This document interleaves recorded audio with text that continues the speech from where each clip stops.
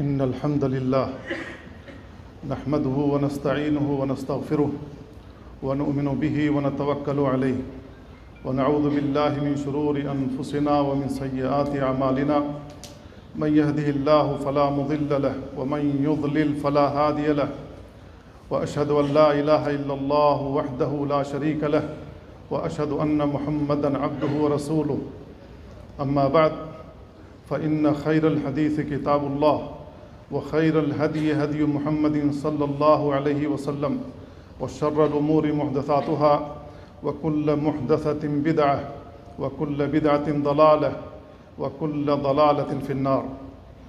أيها المؤمنون اتقوا الله تعالى وراقبوه وأطيعوه ولا تعصوه واعلموا أنكم ملاقوه واتقوا يوما ترجعون فيه إلى الله ثم توفى كل نفس ما كسبت وهم لا يظلمون.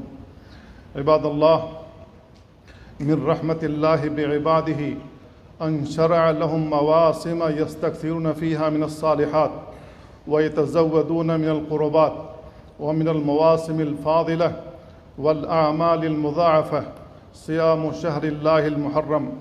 قال صلى الله عليه وسلم: أفضل الصيام بعد رمضان شهر الله المحرم، وصيام يوم العاشر من شهر محرم يكفر ذنوب سنة كاملة. قال صلى الله عليه وسلم: صيام يوم عاشوراء أحتسب على الله أن يكفر السنة التي قبله، وهذا فضل عظيم لا ينبغي التفريط فيه.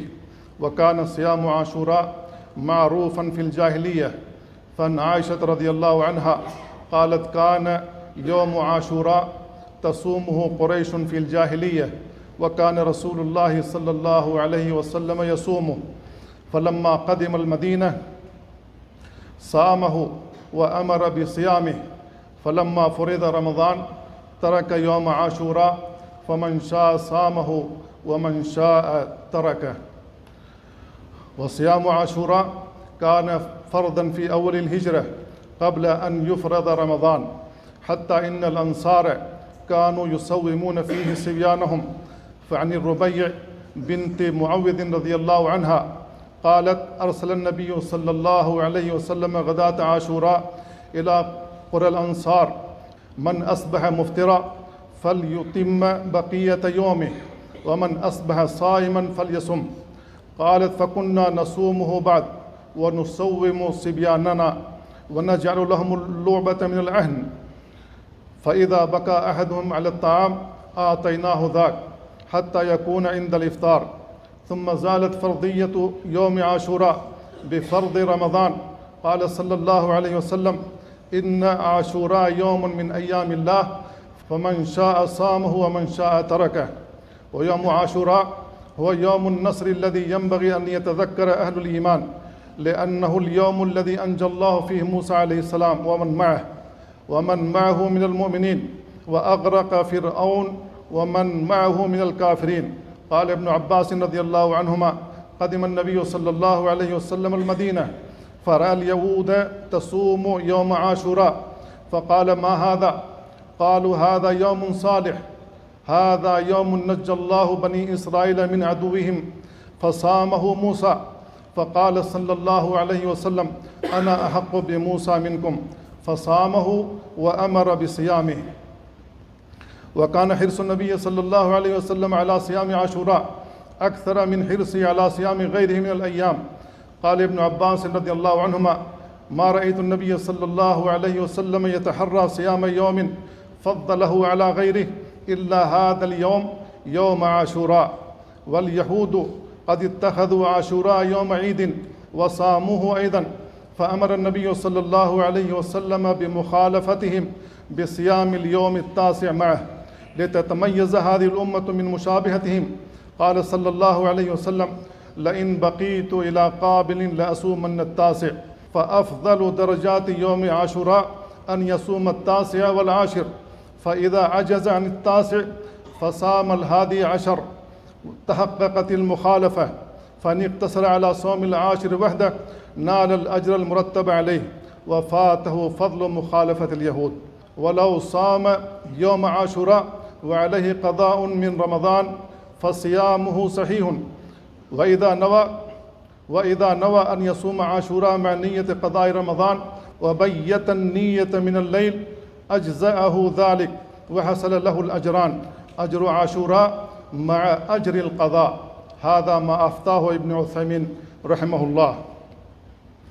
وليس من السنة في عاشوراء إقامة شعائر الحزن والترح أو شعائر السرور والفرح، لأن الأصل في المسلم الاتباع وليس الابتداع.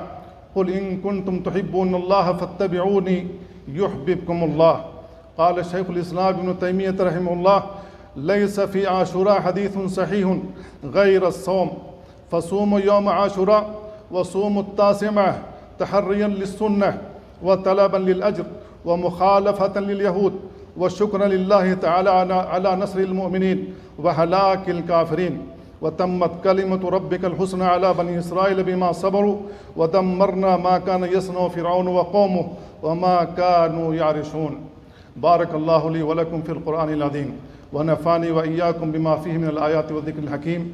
أقول قولي هذا وأستغفر الله لي ولكم ولسائر المسلمين من كل ذنب فاستغفروه إنه هو الغفور الرحيم.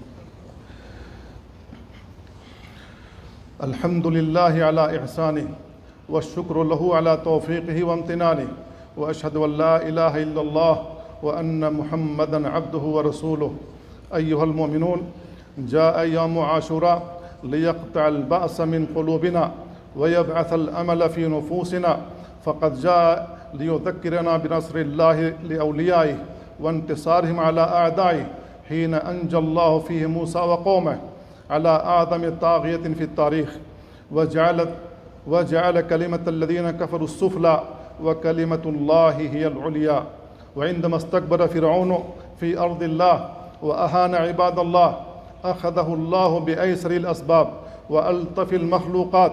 قال الله عز وجل: ونادى فرعون في قومه قال يا قوم أليس لي ملك مصر وهذه الأنهار تجري من تحتي أفلا تبصرون أم أنا خير من هذا الذي هو مهين. قال ابن عثيمين رحمه الله: فأغرقه الله تعالى بالماء الذي كان يفتخر به وأورث موسى أرضه الذي وصفه بأنه مهين. ويستفاد من هلاك فرعون أن النفوس المتفرعنة مهما بلغت من الجبروت والاستكبار فإن مصيرها إلى الزوال والدمار، بل نقذف بالحق على الباطل فيدمغه فإذا هو زاهق. عباد الله، إن الله وملائكته يصلون على النبي يا أيها الذين آمنوا صلوا عليه وسلموا تسليما. اللهم صل على محمد وعلى آل محمد كما صليت على إبراهيم وعلى آل إبراهيم إنك حميد مجيد. اللهم بارك على محمد وعلى آل محمد كما باركت على إبراهيم وعلى آل إبراهيم إنك حميد مجيد. اللهم أعز الإسلام والمسلمين، اللهم أعز الإسلام والمسلمين وأذل الشرك والمشركين ودمر أعداءك أعداء الدين واحم حوزة الدين وانصر عبادك الموحدين. اللهم فرج هم المهمومين ونفس كرب المكروبين واقض الدين عن المدينين واشف مرضانا ومرضى المسلمين. اللهم آمنا في أوطاننا وأصلح أئمتنا وولاة أمورنا ووفق ولي أمرنا وولي عهده لما تحب وترضى وخذ بناصيتهما للبر والتقوى. ربنا آتنا في الدنيا حسنة وفي الآخرة حسنة وقنا عذاب النار. عباد الله، إن الله يأمر بالعدل والإحسان وإيتاء ذي القربى وينهى عن الفحشاء والمنكر والبغي يعظكم لعلكم تذكرون. فاذكروا الله العظيم الجليل يذكركم واشكروه على نعمه يزدكم ولذكر الله أكبر والله يعلم ما تصنعون.